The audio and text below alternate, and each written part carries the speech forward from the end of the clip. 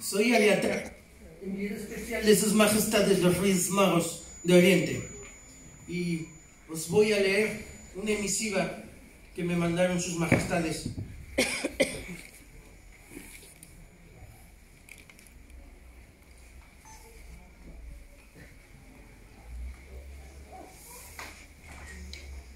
Que dice lo siguiente: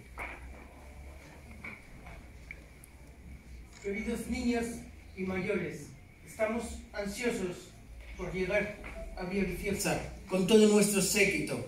El camino está siendo largo y fatigoso, pero vuestra ilusión y cariño compensarán el esfuerzo.